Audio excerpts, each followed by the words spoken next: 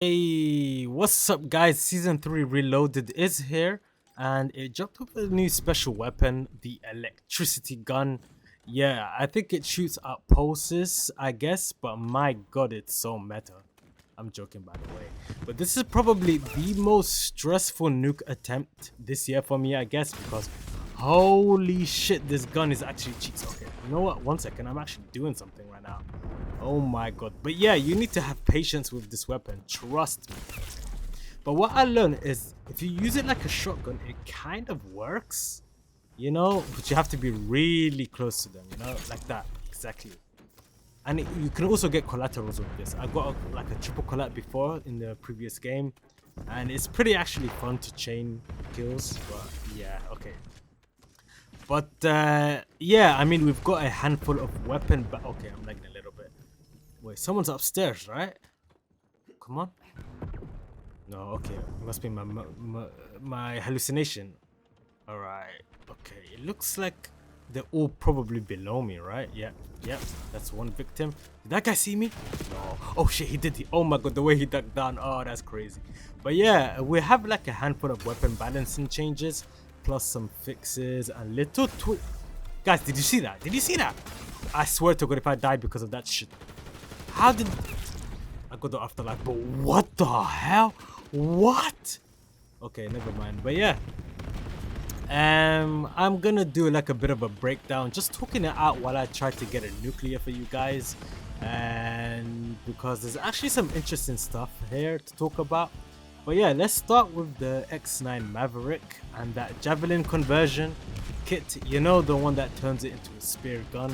I don't know if I talked about it before, but yeah, honestly, my take is probably back then was that it felt kind of pointless. I mean, it didn't really do anything that the NX Ravager couldn't already do, except now it's in your primary slot instead of secondary. So it just felt like, okay, why does this exist?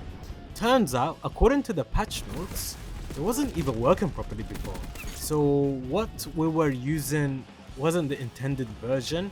Now they fixed it, and the first thing they changed is the projectile velocity, and apparently it's a bit faster, but honestly not by much.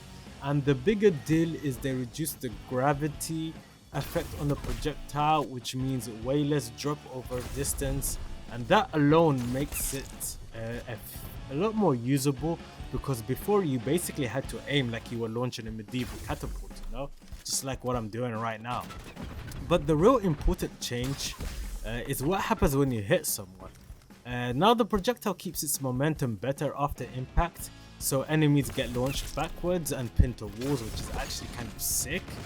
And it also means collateral kills are way more likely now, so finally this thing has its own identity, I guess. It's not just a Ravager. So it actually has a reason to exist. But I want to move on to the Carbon 57 and its Prestige magazine attachment. And this one didn't get a straight buff or nerf, they basically reworked it. Before, it reduced your damage range by 20%, which was, yeah, not great at all. Now it actually increases your damage range by 20%, which is a complete flip. And the trade-off is they removed all the mobility bonuses, but in exchange you get slightly better recoil control and bullet consistency. And oh my god, bro, I love, every video I'm gonna say I love this streak, especially when you're playing objective mode. We literally have them spawn shot right here, and I'm using a special weapon. You know how crazy that sounds? What is this? Okay. Okay. Oh my lord, come on, he's gonna push. Yes, oh bro, good, we're on 15. Yeah, yes baby, that's what I'm talking about.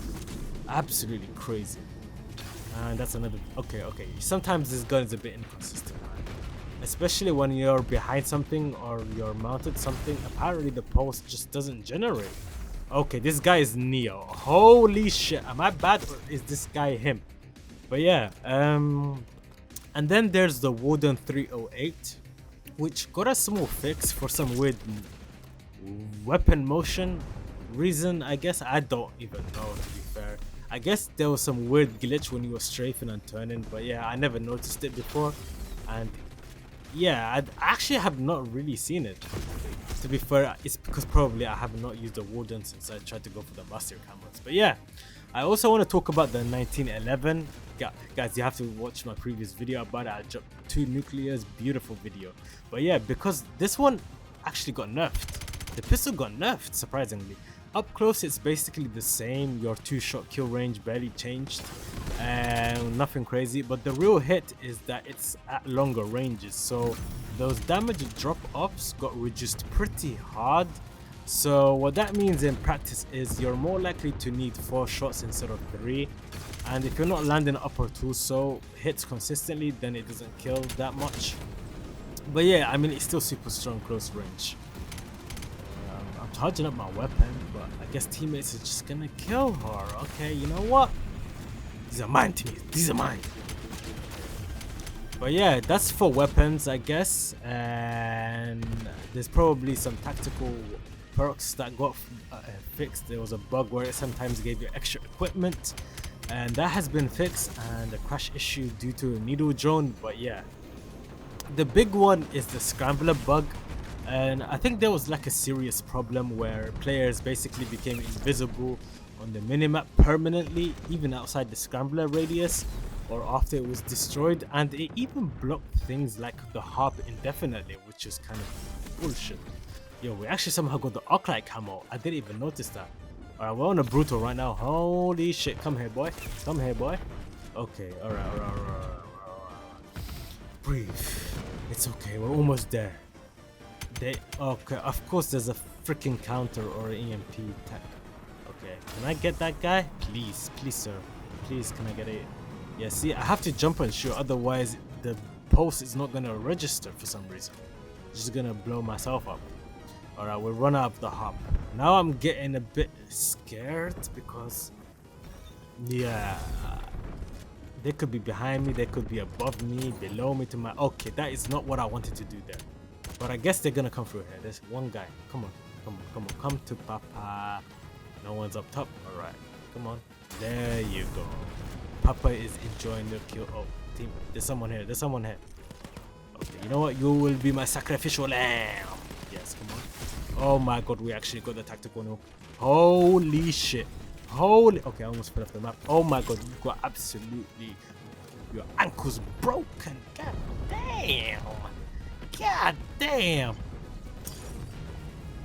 Okay, you know what? I'm going on a roll right now. I'm in a zone. Come on.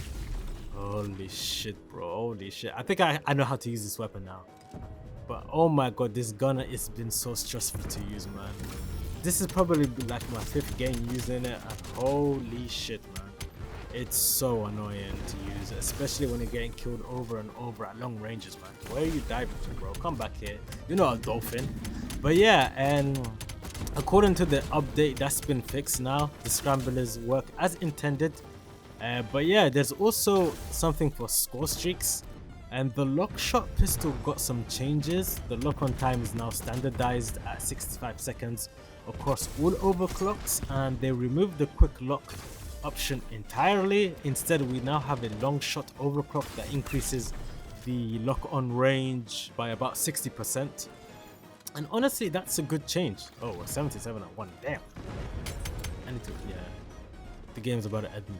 But yeah, that's a good change because this weapon works better at range anyways. And up close, the lock-on is just too slow compared to how fast people can delete you. So giving it more range plays into its strengths, you know? Alright, so guys, at the end of the last video, I was just about to talk about the Invincible Season 4 finale.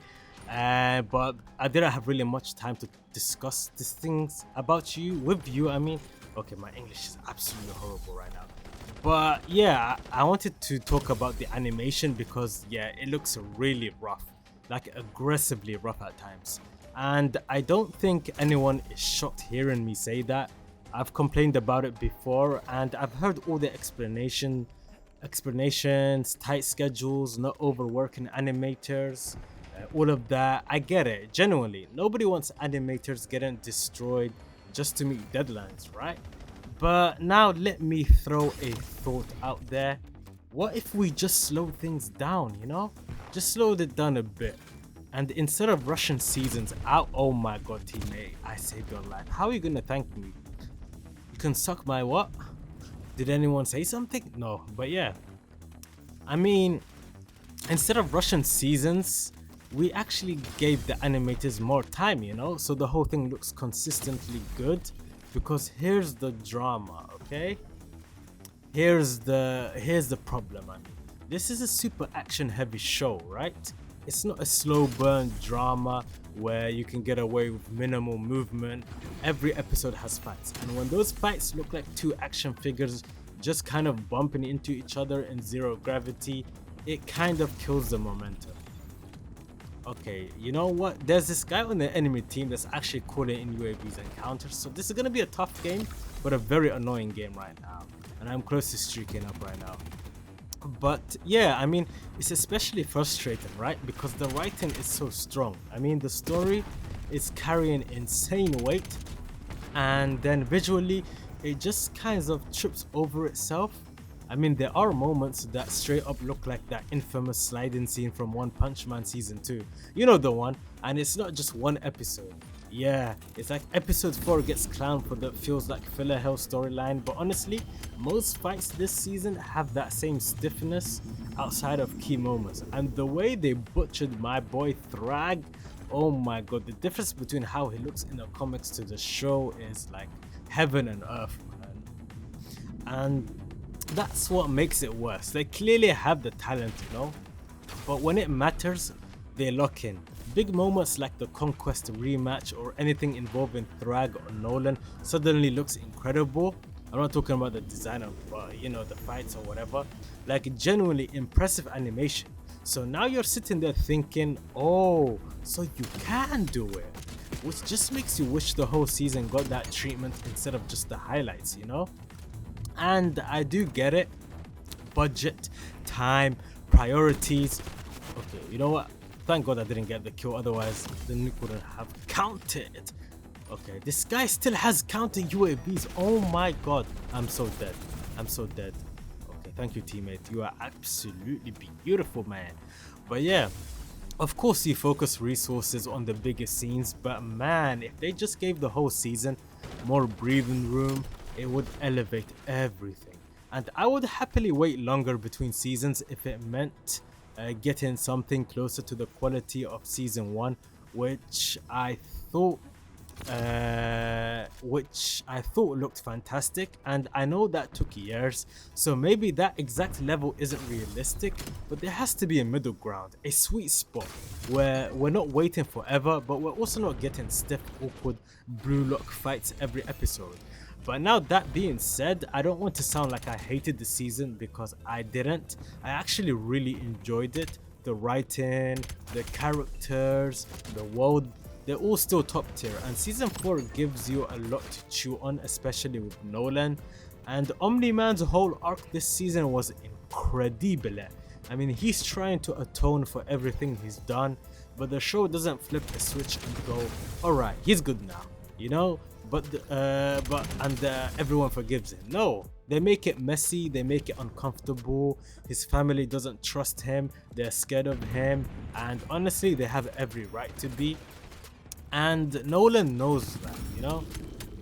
He starts realizing he may never be forgiven, but he keeps trying anyways because he finally understands what's right. And that's such a strong, grounded way to handle redemption. It's not some cheesy group hug, everything's fine now moment, you know? They make him sit in what he did, and it works so well. And his relationship with Mark and Oliver doesn't magically fix itself either. It slowly rebuilds over time, and it actually feels earned, you know? And speaking of which, Oliver gets a lot more focus this season. His relationship with Nolan is complicated in a different way than Mark's, especially after hearing things that make him feel unwanted. And again, they take their time with it. It's gradual, it makes sense. And okay, that was a kind of a tough situation that I actually got myself out of for something. Damn. But yeah, although Oliver's also kind of the designated punching bag, every big fight he jumps in, he overestimates himself and immediately gets folded. But like instantly, Thrag literally rips his arm off, and at this point Oliver's role is basically get wrecked, disappear for a few months, come back later. And now Thrag, yeah, this dude lived up to the hype. He's terrifying. He's easily the strongest character we've ever seen. I mean, we've seen so far. Nobody even makes him flinch. People hit him and he just lets it happen to measure their strength like he's doing a science experiment. It's disrespectful in the best way possible. And even when Space Racer shows up with a weapon that can basically delete anything, including Viltrumites, Thrag just doesn't care. It's insane. I mean, he's just standing there like that's it, which is, bro, this guy's an absolute menace. And the coalition team overall is pretty solid. I mean, Alan is still great. Space Racer is cool, but kind of nerfed by how ridiculously powerful he should be. Oh, okay. Oh my god, started to lag a little bit. But yeah, I mean, realistically, if he used his gear properly, he could probably end the war. Okay, I don't know how that... Yo, that coding in this game is so bad. I was not there. Oh yeah. Okay, you know what? Let's call him this and we can be done. But yeah, he could probably end the war himself, but obviously they can't let that happen, so he's toned down a bit, you know? And yeah, I mean, look at this. I'm so tired right now. Holy shit. This gun mentally tires me out, man. I'm not used to playing slow like this. Yeah, and then there's Mark. This guy cannot catch a break. I mean, his life this season is just... Oh my god, I did not even see him. This guy was camouflage. Okay, you know what? Props to that guy, but I'm gonna come for his ass. I'm coming for you, boy. Come here. Where are you? I'm not dying to you, bro. I am not dying to you. There we go. Holy shit. But yeah. Yeah, I mean, he cannot catch a break. I mean, his life this season is just constant suffering. I mean, he gets destroyed in the Conquest rematch, spends months recovering, deals with his complicated relationship with Noland, and then immediately, oh my god, holy shit, 1 second guys, I cannot catch a break too, man. I'm just like Mark. Okay, somehow I actually touched his leg and killed him. Yo, this gun is sometimes too funny, man. But yeah, I mean, he gets immediately thrown into a fight with Thrag, thinks his dad is dead and gets wrecked again. He develops PTSD and it's just non-stop. Okay, that guy got absolutely wall jumped. This is a very risky push because someone might be behind me. Yeah, I had to do that, guys. I had to do that. But yeah, I mean, the PTSD element was really well done. I mean, he starts hallucinating, Thrag killing people even when nothing's happening, and then at the end when he finally runs into Thrag for real, it hits even harder, you know?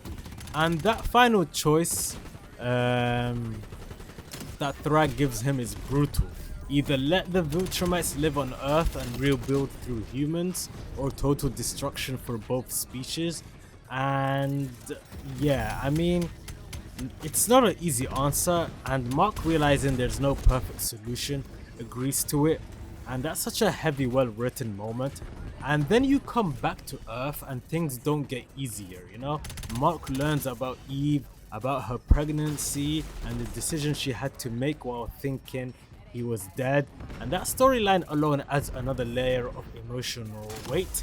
And this season really dives deep into... Okay, that guy got absolutely destroyed right there. But yeah, this season really dives deep into complex, uncomfortable themes. And it handles them incredibly well. And so yeah, overall this season 4 is fantastic in terms of story, the characters and the emotional depth. And I was hooked the whole time, even though I have read the comics before. But man, that animation, man, it keeps holding the show back. Yo, somehow that was a collab. Those guys were like the centipede, man. If you guys watched that movie, I highly recommend that you do not watch that for those that have not watched the centipede, because yeah, that shit is disgusting, no pun intended.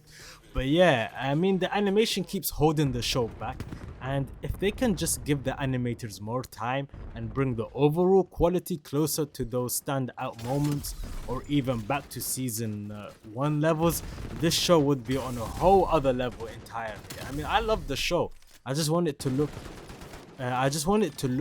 as good as it deserves, you know what I'm saying? Okay, the game is about to be over, but I need to play really aggressive. I need to tell my teammates, do not play the OBJ, don't be horny for it. Where is this guy? You know what? 120 gun streak. Okay, this is kind of close. 224 to 206. I don't know. Was that a smart idea for me to use the streak there? Because now my teammates can just camp there for 30 seconds. No, I should not have done that. I should not have done that. I even called in the attack helicopter, man. Alright, we got the hop. Alright. Oh no. Oh no. Oh no. I don't have flag jacket. I don't have flag jacket. Oh my god. Oh my god. No. No. Teammates, please get the fuck out of the object. Please, teammates. Please. No. 1024.